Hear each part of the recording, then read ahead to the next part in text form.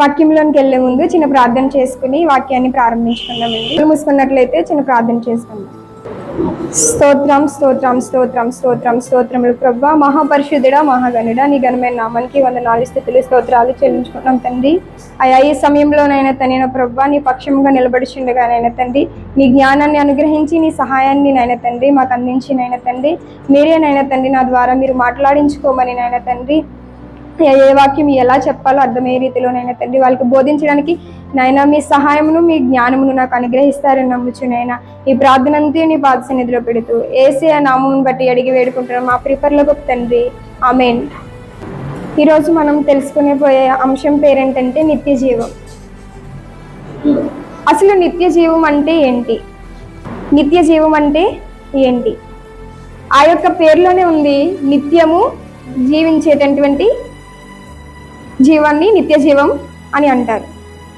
అసలు నిత్య జీవం పొందుకోవాలంటే మనం ఏం చేయాలి, ఎలా ఉండాలి, ఎలా నడుచుకోవాలి, అలాగే ఎలా జీవించాలి అనేది మనం ఈరోజు వాక్యం ద్వారా తెలుసుకుందామండి. దేవుడు మనల్ని నిత్య జీవమును అనుగ్రహించడం కోసం తన ప్రాణాన్ని దారబోసినంతగా మన కొరకు త్యాగం చేశాడు. ఎందుకనండి? మన యొక్క పరిస్థితులను బట్టి, మన యొక్క వ్యసనాలను బట్టి ఆయన తన ప్రాణమును ద్వారపోసి మన కొరకు నిత్య జీవం అనుగ్రహించుట కొరకు దేవుడు తన ప్రాణాన్ని త్యాగం చేసుకున్నారు. కాబట్టి మనము ఏ విధంగా నడుచుకోవాలి, ఆయన చూపిన మాదిరిని బట్టి మనం ఏ విధంగా బ్రతకాలనేది మనం ఈరోజు తెలుసుకుందాం. నిత్య జీవం వెళ్ళాలంటే మనం ఏ విధంగా నడుచుకుంటే నిత్య జీవం వెళ్ళగలం అనేది ఈరోజు మనం వాక్యం ద్వారా తెలుసుకుందాం. యోహాను సువార్త 3వ అధ్యాయం 13వ వచనం ఒకసారి చదువుకుందాం. మరియు పరలోకము నుండి దిగి వచ్చిన వాడే, అనగా పరలోకంలో ఉండు మనిషి కుమారుడే తప్ప పరలోకమునకు ఎక్కిపోయిన వాడెవడునూ లేడు. చాలండి. ఇక్కడ ఏంటండి? పరలోకము నుండి దిగి వచ్చిన వాడే, అనగా పరలోకములో ఉండు మనిషి కుమారుడే తప్ప పరలోకమునకు ఎక్కిపోయిన వాడెవడును లేడు. అంతే కదండి. ఆయన పరిశుద్ధుడు, ఆయన పవిత్రుడు, నిష్కలంకము లేనివాడైనా, కపటము లేనివాడు, పరలోక రాజ్యము ఆయనది. కాబట్టి పరలోక రాజ్యము నుండి దిగి వచ్చిన వాడే, అనగా పరలోకంలో నుండి వచ్చిన మనిషి కుమారుడే తప్ప పరలోకానికి ఎవరు వెళ్ళలేరు. అలా వెళ్ళాలంటే మనం ఏం చేయాలి? కింద 15వ వచనం కూడా ఒకసారి చదువుకున్నట్లయితే, అరణ్యములో మోషే సర్పంని ఎలాగూ ఎత్తెనో అలాగే విశ్వసించు ప్రతి వాడును నశింపక ఆయన ద్వారా నిత్య జీవం పొందినట్లు మనుష్య కుమారుడు ఎత్తబడవలెను. చాలండి. ఇక్కడ ఏంటంటే నిత్య జీవం వెళ్ళాలంటే మనకి 3 అంశాలు మాట్లాడుకుందాం. ఒకటి ఏంటంటే మనం నిత్య జీవం పొందుకోవాలంటే ఫస్ట్ విశ్వసించాలి. మనం ఎప్పుడైతే విశ్వసిస్తామో పరలోక రాజ్యాన్ని మనం చేరుకోగలం. విశ్వాసం అనేది చాలా ప్రాముఖ్యమైనది. నిత్య జీవితం అనేది ఇప్పుడు మన కళ్ళకి కనిపించదు కదండి. అలాగే విశ్వాసం కూడా మనుషులకి కనిపించదు. కానీ విశ్వాసం అనేది ఏంటి? నమ్మకం పెట్టుకుని మనం జీవిస్తూ ఉంటాం. నిత్య జీవం కూడా అలాగే మన కళ్ళకి కనిపించదు, కానీ మన క్రియలు, మన ప్రవర్తనను బట్టి ఆయన తీర్పు తీరుస్తాడు. అవును కదండి. ఇక్కడ మోషే సర్పము ఎలాగూ ఎత్తబడనో అలాగే విశ్వసించు ప్రతి వాడును నశింపక ఆయన ద్వారా నిత్య జీవము పొందినట్లు. ఒకసారి సంఖ్యాకాండము 21వ అధ్యాయం 4వ వచనం నుంచి ఒకసారి చదువుకుందామండి. ఇశ్రాయేలు ప్రజలను మోషే గారు అరణ్య మార్గము గుండా నడిపించినప్పుడు మార్గ ఆయాసము చేత జనులు సొమ్మసిల్లిపోతారన్నమాట. అప్పుడు ఏం చేస్తారంటే దేవునికి మోషేకి విరోధముగా మాట్లాడుకుంటారు. అలా మాట్లాడినప్పుడు ఈ ఐగుప్తులో నుంచి మమ్మల్ని ఎందుకు రప్పించవు, మమ్మల్ని ఇలా చంపేయడానికా నువ్వు ఐగుప్తులో నుంచి మమ్మల్ని రప్పించడం, మేము అక్కడ హ్యాపీగా బాగానే ఉండేవాళ్ళం, కానీ నువ్వు మమ్మల్ని అక్కడి నుంచి ఇక్కడికి రప్పించి ఇలాగ ఈ సుదీర్ఘమైన ప్రయాణంలో మమ్మల్ని ఎందుకు ఇలాగా చేస్తున్నావని దేవునికి అలాగే మోషేకి విరోధముగా మాట్లాడతారన్నమాట. 21వ అధ్యాయం 4వ వచనాన్ని ఒకసారి చదువుకుందాం. వారు ఎదోము దేశమును చుట్టి పోవాలనని హోరు కొండ నుండి ఎర్ర సముద్రముగా సాగినప్పుడు మార్గ ఆయాసము చేత జనులు ప్రాణము సొమ్మసిల్లెను. కాగా ప్రజలు దేవునికి మోషేకును విరోధముగా మాట్లాడి, ఈ అరణ్యములో చచ్చుటకు ఐగుప్తులో నుండి ఇక్కడ ఆహారము లేదు, నీళ్లు లేవు, చవిచారము లేవు, ఈ అన్నములు మాకు అసహ్యమైనదనిరి. అందుకు యెహోవా ప్రజలలోనికి తాపకరమైన సర్పములను పంపెను, అవి ప్రజలను కరవగా ఇశ్రాయేలులో అనేకులు చనిపోయారు. ఏంటండి అక్కడ వాళ్ళకి ఏం లేదు, ఇశ్రాయేలు ప్రజలకి ఏం లేదు, విశ్వాసం అనేది లేదు. విశ్వాసం అనేది లేకుండా ఏం చేస్తున్నారు, దేవునికిని మోషేకి కూడా విరోధముగా మాట్లాడుతున్నారు. ఇక్కడ ఆహారము లేదు, ఇక్కడ నీళ్లు లేవు అని చెప్తున్నారు. అసలు ఆయన వాక్యమే ఆహారం, వాళ్ళకి నీరే వాళ్ళకి ఆహారం. ఆహారము లేదు, నీళ్లు లేవు, చవిచారము లేదు, ఇక్కడ మాకు అసహ్యముగా ఉందని చెప్పి ఏం చేస్తున్నారు, మోషే మీదని దేవునికి విరోధముగా మాట్లాడుతున్నారు. అప్పుడు యెహోవా ఏం చేశారండి, ప్రజల్లోనికి తాపకరమైన సర్పములను దేవుడు ఎంతగా నడిపించారు వాళ్ళని. మార్గ మధ్యంలో మరి ఆహారం లేనప్పుడు వారికి మన్నాను దయచేశారు. అలాగే మన్నా అంటే దేవదూతలు తినే ఆహారం అని మనకి తెలుసు. అయితే అటువంటి పరిస్థితులు గుండా ఈయన్ని నడిపించినప్పుడు వాళ్ళు ఏం చేస్తున్నారండి, విశ్వసించకుండా వాళ్ళు దేవునికి అలాగే మోషేకి విరోధముగా మాట్లాడుకొనిచున్నారు. విశ్వాసం లేకుండా జీవిస్తున్నారు. కాబట్టి దేవుడు ఏం చేశాడండి, దేవుని యొక్క కోపం వాళ్ళ మీదకి రప్పించుకున్నారు. మనం ఎప్పుడు కూడా విశ్వసించినప్పుడే ముందుకు వెళ్ళగలం. అంటే దేవుడు తప్పకుండా చేస్తాడు అని మనం ఎప్పుడైతే విశ్వసిస్తామో ఖచ్చితంగా దేవుడు మనకు కూడా సహాయము ఆ విధంగానే చేస్తారు. ఇక్కడేమి ఏడవ వచనాన్ని ఒకసారి చదువుకుందాం. కాబట్టి ప్రజలు మోషే యొద్దకు వచ్చి, మేము యెహోవాకును నీకును విరోధముగా మాట్లాడి పాపము చేసితిమి. యెహోవా మా మధ్య నుండి ఈ సర్పమును తొలగించినట్లు ఆయనను వేడుకొనమనిరి. మోషే ప్రజల కొరకు ప్రార్థన చేయగా, యెహోవా నీవు తాపకరమైన సర్పము వంటి ప్రతిమను చేయించి స్తంభము మీద పెట్టుము, అప్పుడు కరవబడిన ప్రతి వాడును దాని వైపు చూచి బ్రతుకునని మోషేకు సెలవిచ్చాను. ఇక్కడ ఏంటండి, వాళ్ళు విశ్వసించకుండా దేవుని దూషిస్తూ అలాగే మోషేకి కూడా విరోధముగా మాట్లాడుతూ వారి యొక్క విశ్వాసాన్ని కోల్పోతూ ఏం చేశారు, దేవుడికి విరోధముగా మాట్లాడారు. అలా మాట్లాడినప్పుడు దేవునికి కోపం వచ్చి ఏం చేశారు, తాపకరమైన సర్పములను పంపించారు. పంపించినప్పుడు ఏం జరిగిందండి, అక్కడ ఉన్న ఇశ్రాయేలు ప్రజలందరూ కూడా కొంతమంది చనిపోయారు. అప్పుడు తెలుస్తుంది మాట, ఈ యొక్క ఇశ్రాయేలు ప్రజలు అప్పుడు కళ్ళు తెరుచుకున్నారు. అయ్యా నీకును మోషేకిని కూడా మేము విరోధముగా మాట్లాడి ఇలాగ మేము ఈ యొక్క శాపాన్ని మేము కొని తెచ్చుకున్నామని చెప్పి అప్పుడు బాధపడుతున్నారు.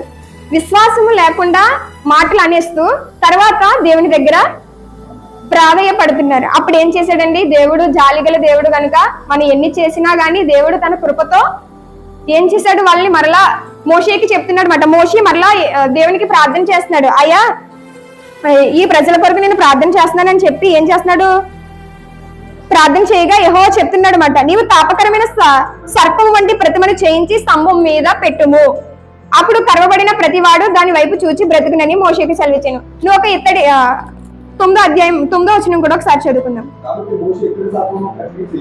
కాబట్టి మోషే ఇత్తడి సర్పం ఒకటి చేయించి స్తంభం మీద దానిని పెట్టెను,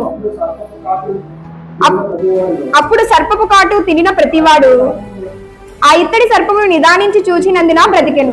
ఏంటండి, మోషే ఒక ఇత్తడి సర్పం ఒకటి చేయించి స్తంభం మీద దాన్ని పెట్టుము, అప్పుడు ఆ యొక్క ఇశ్రాయేలు ప్రజలకి తాపకరమైన సర్పములు కరిచినాయి కదా, ఆ కరిచిన ప్రతి వాడు కూడా ఆ యొక్క ఇత్తడి సర్పమును నిదానించి చూసినప్పుడు ఖచ్చితంగా బ్రతుకుతారని చెప్పి మళ్ళా దేవుడు వాళ్ళ మీద జాలి పడ్డాడు.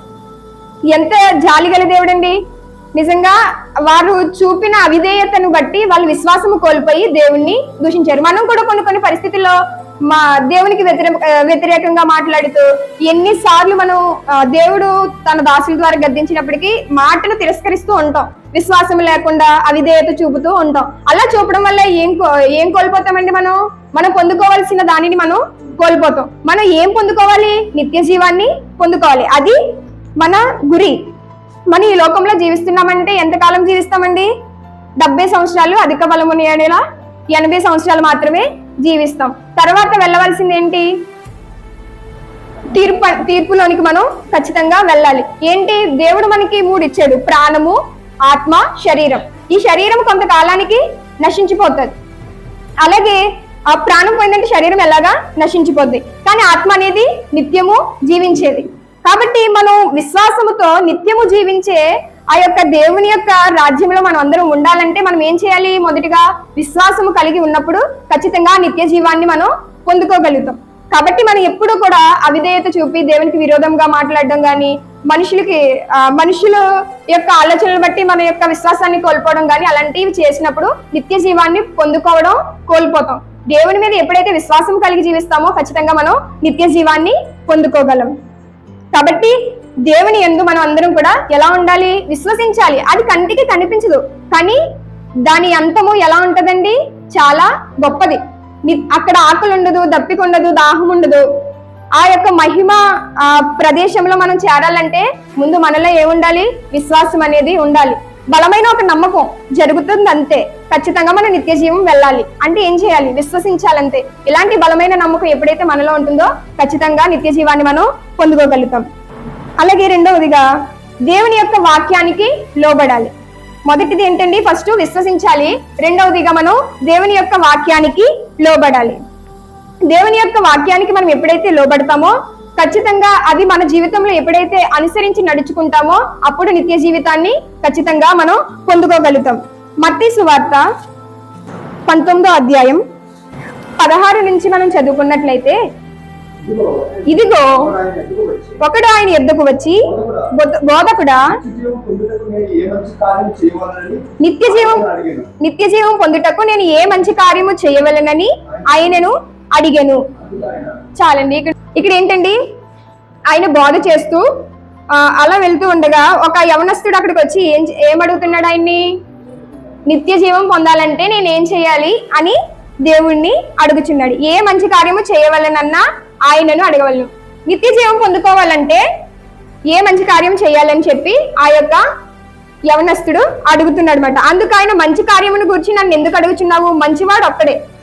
ఈ లోకంలో మనుషులందరూ కూడా తమ తమ స్వకీయ క్రియలను బట్టి, తమ యొక్క దుర్నీతిని బట్టి అందరూ ఏ భేదము లేకుండా అందరూ పాపము చేసి దేవుడు అనుగ్రహించును మహిమను పొందలేకపోతున్నారు. కాబట్టి ఇక్కడ ఉన్న వారు ఎవరు కూడా మంచివారు కాదు. ఒకే ఒక్కడున్నాడు, ఆయనే ప్రభువైన యేసు. ఆయన దగ్గరకు వెళ్ళాలంటే ఏం చేయాలి అని చెప్పేసి ఆ యొక్క వ్యక్తి అడుగుతున్నాడు అనమాట. అప్పుడు దేవుడు సమాధానం చెప్తున్నాడు. చూడండి, నీవు జీవంలో ప్రవేశింపగోరిని ఎడల ఆజ్ఞలు గైకొనమని చెప్పాను. అతడు ఏ ఆజ్ఞలని ఆయన అడిగాగా యేసు ఆయన చెప్తున్నాడు అనమాట, అయ్యా నేను మంచి కార్యం చేయాలంటే, నిత్య జీవం పొందుకోవాలంటే మంచి కార్యం చేయమంటున్నావు కదా, ఏ కార్యాలు చేయాలని చెప్పేసి ఆ వ్యక్తి యేసుక్రీస్తు వారిని అడుగుతున్నాడు. అప్పుడు యేసుక్రీస్తు వారు చెప్తున్నాడు అనమాట, నరహత్య చేయవద్దు, వ్యభిచరింపవద్దు, దొంగిలింపవద్దు, అబద్ధ సాక్ష్యము పలకవద్దు, తల్లిదండ్రులను సన్మానించుము, నిన్ను వలె నీ పొరుగు వారిని ప్రేమింపవలెనని అనుననియే అని చెప్పాను. అందుకు ఆ యవ్వనుడు, ఇవన్నీ అనుసరించుచూనే ఉన్నాను, ఇకను నాకు కొదువ ఏమని ఆయన అడిగని. చాలండి, ఒకసారి ఆగుదాం. ఇక్కడ ఏంటంటే యేసుక్రీస్తు వారు చెప్తున్నారు ఏమని? ఆయన అడిగాడు, ఆ యవ్వనుడు అడిగాడు, నేను ఏ మంచి కార్యం చేస్తే నిత్య జీవాన్ని పొందుకోగలను, అది నాకు తెలియపరచు అని యేసుక్రీస్తు వారిని అడిగారు. అప్పుడు యేసుక్రీస్తు వారు ఏం చెప్తున్నారు?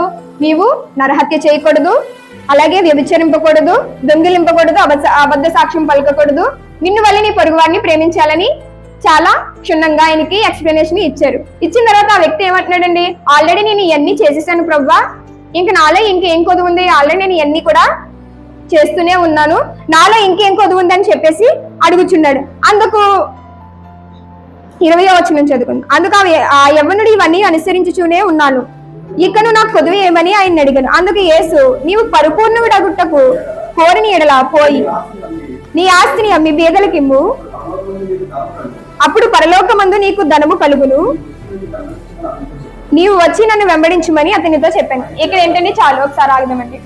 ఇక్కడ ఏం చెప్తున్నాడు యేసుక్రీస్తు వారు ఆ యవ్వనుడికి? నువ్వు అన్నీ చేసేస్తున్నావు, బానే ఉంది, దేవుని యొక్క మాటను అంగీకరిస్తున్నావు, అలాగే దేవుడు మనకి 10 ఆజ్ఞలు ఇచ్చాడు. ఆ 10 ఆజ్ఞల్లో ఇవి కూడా ఉంటాయి. 10 ఆజ్ఞలు మనం ఎప్పుడైతే క్షుణ్ణంగా ఆ యొక్క ఆజ్ఞలను మనం పాటించి అనుసరించి నడుచుకుంటామో ఖచ్చితంగా నిత్య జీవం అనేది పొందుకుంటాం. దేవుడు కూడా ఆ వ్యక్తికి అదే చెప్తున్నాడు, ఇన్ని ఉన్నాయి కదా, ఈ క్వాలిటీస్ అన్ని నీలో ఉన్నాయా, నువ్వు చేయకుండా ఉన్నావా? నిత్య జీవం పొందుకోవాలంటే ఇవన్నీ నువ్వు చేయకుండా ఉండాలి అని చెప్తుంటే ఆ వ్యక్తి ఏమంటున్నాడు? నేను ఆల్రెడీ ఇవన్నీ చేస్తున్నాను ప్రభువా, ఇంకా నాలో చేయవలసినవి ఏమీ లేవు అని అంటే దేవుడు మంచి సమాధానం ఇచ్చాడు కదండి ఆ వ్యక్తికి. ఏమంటున్నాడు? సరే ఇవన్నీ నువ్వు చేస్తున్నావు కరెక్టే, ఓకే. కాకపోతే నువ్వు నీలో ఇంకో కొదువు, నాలో ఏం కొదువు ఉంది అని నువ్వు అడుగుతున్నావు కదా. నీలో ఒక కొదువు ఉంది. ఆ కొదువు ఏంటంటే నీ ఆస్తిని అమ్మి, చాలా ధనవంతుడు కానీ ఏం చేస్తున్నాడు, నీ ఆస్తిని అమ్మి బేదలకు ఇమ్మంటే ఏం చేశాడండి ఆయన? ఆ మాట చెప్పగానే ఏం చేశాడు? 22వ వచనం చూడండి. అయితే ఆ యవ్వనుడు మిగిలిన ఆస్తి గలవాడు గనుక ఆ మాట విని వ్యసనపడుచు వెళ్ళిపోయింది. చూడండి ఇక్కడ ఆయనకి ఏం అడ్డొచ్చింది? ఆ ధనవంతుడికి ఏం అడ్డొచ్చిందండి? ఆస్తిని ఇవ్వాలంటే తన ప్రాణం కోల్పోయినట్టుగా అనిపించి ఏం చేశాడు? అక్కడి నుంచి జాగా వెళ్ళిపోయాడు. అలాగే ధనం అనే వ్యామోహంలో ఉండడం వల్ల ఏం కలుగుతుందండి? మనకి నిత్య జీవం అనేది పొందుకోలేం.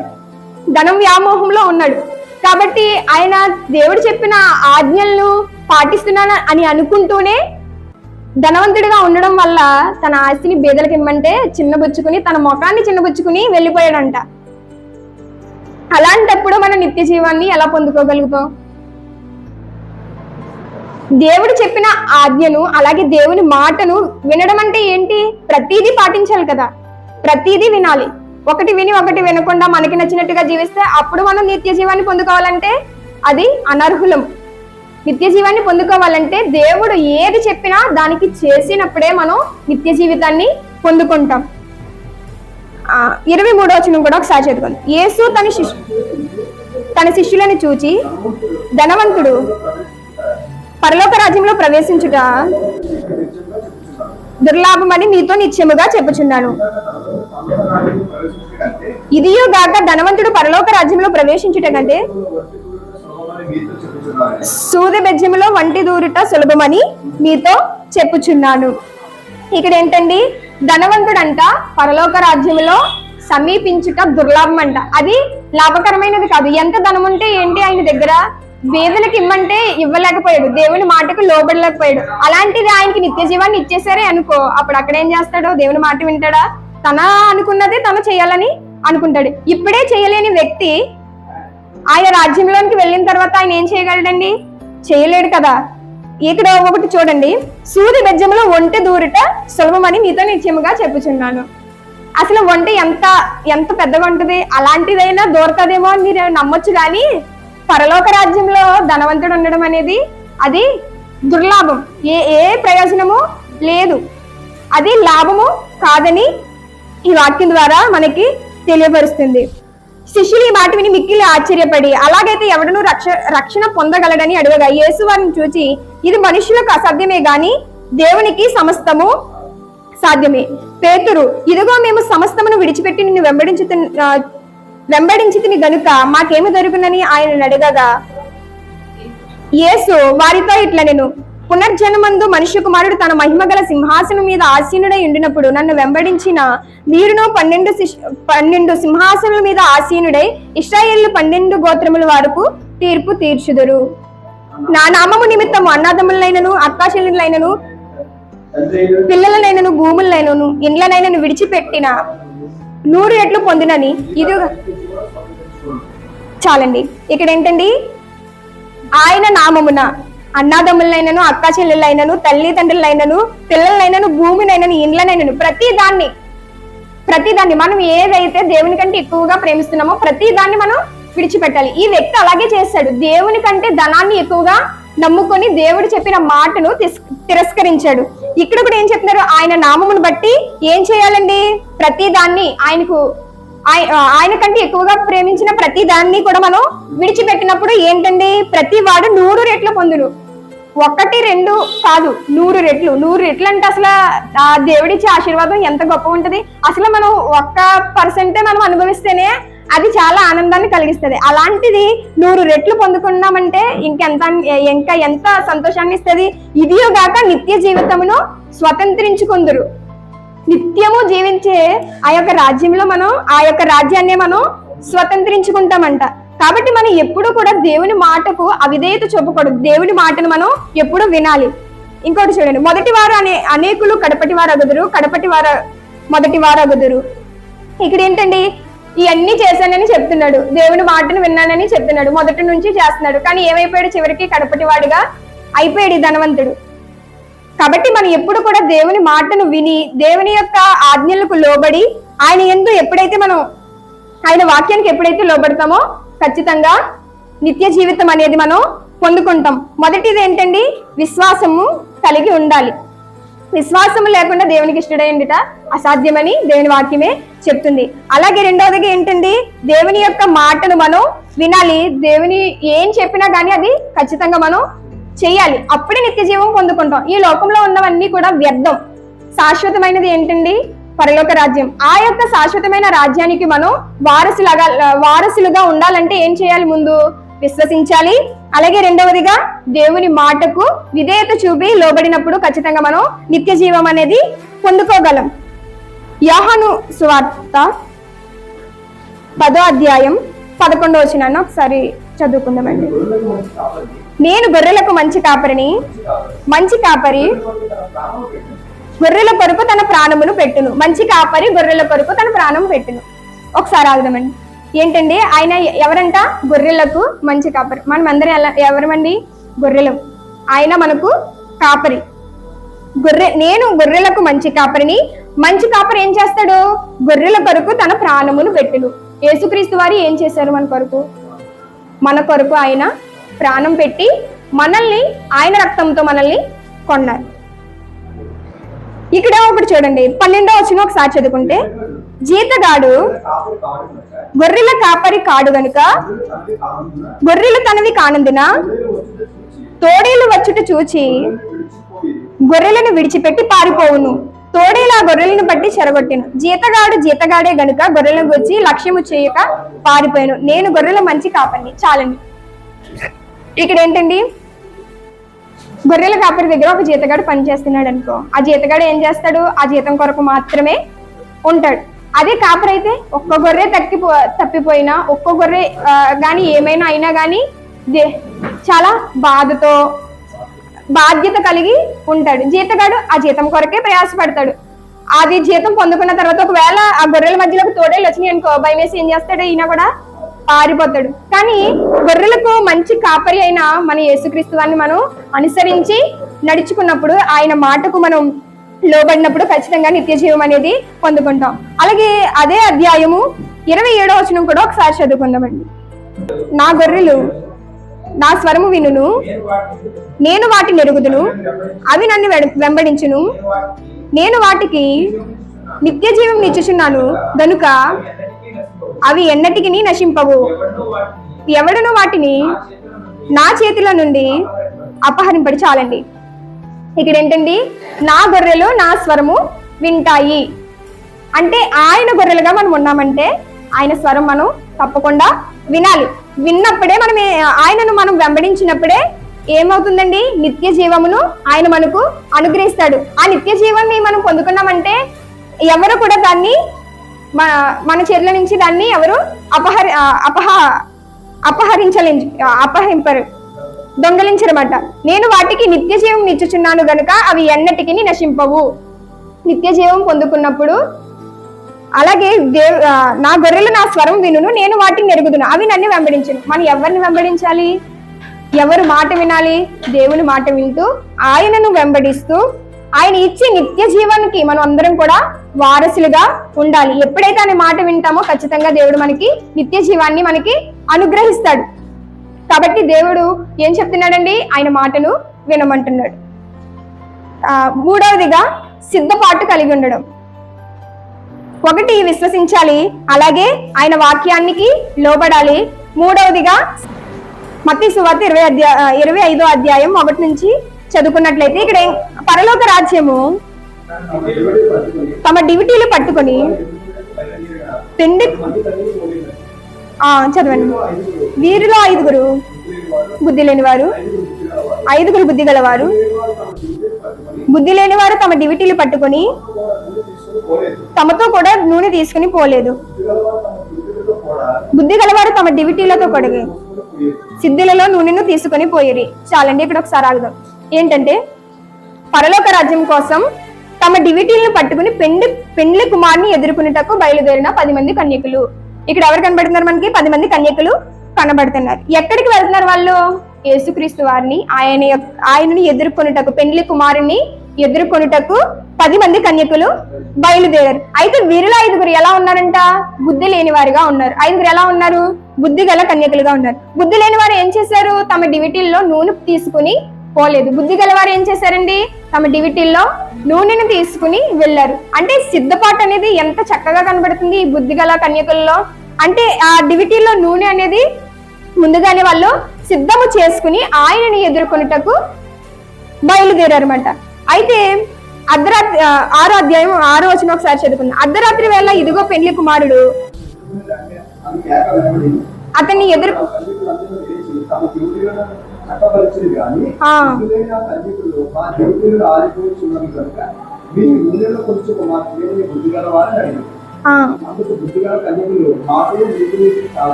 మీరు అమ్మవారి యొద్దకు పోయి కొనుక్కొనిడని చెప్పారు. వారు కొనుక్కోవచ్చుండగా పెండ్లి కుమారుడు వచ్చినప్పుడు సిద్ధపడి ఉన్నవారు అతనితో కూడా పెండ్లి విందుకు లోపలికి పోయి అంతటా తలుపు వేయబడిను. చాలండి. ఇక్కడ ఏంటండి? బుద్ధి లేని కన్యకులు తమ డివిటీలను సిద్ధము చేసుకోలేదు. తమ డివిటీలు ఆరిపోతున్నాయని చెప్తున్నారు. అంటే ఏంటి? మనలో ఏముండాలి? నూనె అంటే ఏంటండి? ప్రార్థన అనే దూపం మనలో ఉండాలి. ఆ ప్రార్థన అనే దూపం మనలో ఎప్పుడైతే ఉంటుందో ఖచ్చితంగా మనం ప్రతి క్షణము కూడా ఆ ప్రార్థన ద్వారా మనం పెండ్లి కుమారుని ఎదుర్కొంటాం. ఎప్పుడైతే మనం ఆ యొక్క డివిటీలను సిద్ధం చేసుకుంటామో, అంటే మనం ఎప్పుడైతే ఆయన రాజ్యం కొరకు ఆ యొక్క వధువు కోసం మనం ఎప్పుడైతే సిద్ధపాటు కలిగి జీవిస్తామో ఆ పెండ్లి కుమార్ని మనం వధువుగా మనం ఎప్పుడైతే సిద్ధపడతామో ఆ పెండ్లి కుమార్ని మనం ఎదుర్కోగలం. అలాగే బుద్ధి లేని కన్యకులు ఏం చేశారు? తమ డివిటీలలో నూనెను సిద్ధము చేసుకోకుండా వెళ్ళిపోయారు. వాళ్ళు వెళ్ళినప్పుడు ఏం జరిగిందండి? తలుపు వేయబడింది. మనం కూడా అంతే. దేవుని మాటను వినకుండా, అలాగే మనలో ప్రార్థనా జీవితం లేకుండా మనకు నచ్చినట్టుగా మన జీవితాన్ని జీవించామనుకోండి, నిత్య జీవానికి వారసులు కాలేం. తలుపు వేయబడుతుంది. మొన్న రవీంద్ర సింటి గారు చెప్తూ అన్నారు ఏంటంటే ఆ యొక్క తలుపు దగ్గర యేసుక్రీస్తు వారు లైట్ పెట్టుకుని ఉన్నారు, కానీ ఫ్రంట్ అయితే ఆ గెడ లేదు కానీ లోపల ఉంది అని చెప్పారు. ఏంటండి? తలుపు ఆయన తీసే ఉంచుతున్నాడు, కానీ మనం ఉన్న సమయంలో మనం సిద్ధపాటు లేకుండా ఉంటున్నాం. తలుపు వేసిన తర్వాత మరలా ఆ తలుపు తీయాలంటే అది చాలా కష్టతరమైన పని. కాబట్టి తలుపు తెరవబడి ఉండగానే మనం ఏం కలిగి ఉండాలి? సిద్ధము కలిగి మన యొక్క ఆత్మీయ జీవితాలను ఆయన కొరకు సిద్ధము చేసుకుని ఉన్నప్పుడు ఖచ్చితంగా నిత్య జీవం అనేది పొందుకోగలం. అలాగే ఆయన రాజ్యంలో నిత్య మహిమలో మనం ఎప్పుడు కూడా ఉండగలం. అక్కడ ఆకలి ఉండదు, దాహం ఉండదు, దప్పిక ఉండదు, వేదన ఉండదు, చింత ఉండదు, మనకి ఏమి కూడా ఈ లోకపరమైన ఏమి కూడా ఉండదు. నిత్య ఆనందము, నిత్య మహిమ. మనం ఆ నిత్య జీవమునికి వెళ్ళాలంటే నిత్య మహిమ, నిత్య జీవంలో ఉండేవి ఏంటండి? నిత్యానందము, నిత్య మహిమ, ఇవన్నీ కూడా మనం పొందుకోగలుగుతాం ఎప్పుడు? మనం సిద్ధపాటు కలిగి దేవుని మాట విన్నప్పుడు, అలాగే విశ్వసించినప్పుడు ఖచ్చితంగా ఆయన రాజ్యంలో మనకి చోటు ఖచ్చితంగా దయచేస్తాడు. ఎప్పుడండి? మన ప్రవర్తనను బట్టి మనకు నచ్చినట్టుగా ఉంటే దేవుడు తలుపు వేసేస్తాడు. బుద్ధి లేని కన్యకుల వలె సిద్ధపాటు లేకుండా, మనలో ప్రార్థనా జీవితం లేకుండా ఉన్నప్పుడు దేవుడు ఖచ్చితంగా తలుపు వేసేస్తాడు. ఆ పెండ్లి కుమారుని మనం ఎదుర్కోలేం. అలాగే బుద్ధి కలిగి ఎప్పుడైతే నడుచుకుంటామో ఖచ్చితంగా దేవుడు బుద్ధి కలిగి నడుచుకున్నప్పుడు ఆయన వస్తున్నాడని మనకి తెలియగానే మనం ఏం చేస్తాం? ఆయన దగ్గరికి వెళ్ళిపోతాం. ముందే సిద్ధపడిపోయినప్పుడు ఆయన తలుపు వేయడానికి కూడా మనం ఛాన్స్ ఇవ్వం. ఎందుకంటే ఆ తలుపు దగ్గరే మనం నిలిచి ఉంటాం కదండి. సిద్ధపాటు అనేది ఆ విధంగా మనం సిద్ధపడాలని ఈ వాక్యం ద్వారా తెలియజేసింది. కనుక మనం ఎప్పుడూ కూడా ఆయన యొక్క ఆజ్ఞలను కానీ ఆయన యొక్క మాటకు కానీ అవిధేయత చూపమనుకోండి, నిత్య జీవితం అనేది పొందుకోలేం. మనలో ఎప్పుడు కూడా విశ్వాసం అనేది ఉండాలి. అంటే దేవుని రాజ్యానికి నేను ఖచ్చితంగా వెళ్ళాలి, అదే విశ్వాసం మంది. అలాగే రెండోది ఏంటి? ఆయన మాట విన్నప్పుడు ఖచ్చితంగా నిత్య జీవాన్ని పొందుకోగలం. మూడోది ఏంటండి? సిద్ధపాటు చాలా ప్రాముఖ్యమైనది. ఎప్పుడైతే మనం సిద్ధపాటు కలిగి ఉంటామో ఖచ్చితంగా ఆ యొక్క రాజ్యంలో ఆ తలుపు తెరవకుండానే మనం ముందుగా ఉన్నప్పుడు ఖచ్చితంగా లోపలికి మనకి దేవుడు తీసుకువెళ్లే అవకాశం అనేది ఉంటది. కాబట్టి మనం సిద్ధపాటు కలిగి దేవుని యొక్క రాజ్యంలో ఆ యొక్క పెండ్లి కుమారుని మనం వధువు సంఘముగా ఎదుర్కొనే భాగ్యాన్ని దేవుడు మనకు అందరికీ అనుగ్రహించాలని వాక్యం ద్వారా తెలియజేస్తున్నాను. దేవుడు ఈ మాటలు దీవించును గాక. ఆమేన్. చిన్న ప్రార్థన చేసుకుని వాక్యాన్ని ముగించుకుందాం. మహిమ గల రాజా, నీకే వందనాలు, స్తుతులు స్తోత్రాలు చెల్లించుకున్నాం తండ్రి. అయా, ఎంతవరకు నేను తండ్రి నన్ను నిలబెట్టుకుని నీ వాక్యం ద్వారా మాట్లాడించారు ప్రవ్వా. ఆయా వాక్యాన్ని బట్టి నీకే మహిమ ఘనత రావాలి ప్రవ్వా. అయా మేము నిష్ప్రయోజనము తండ్రి నా ప్రభా, అయా నీవు ప్రయోజకుడు తండ్రి నా ప్రభా.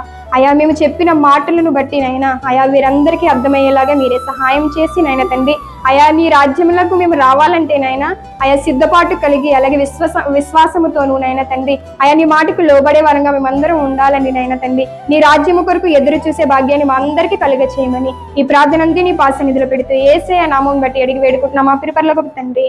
ఆమేన్.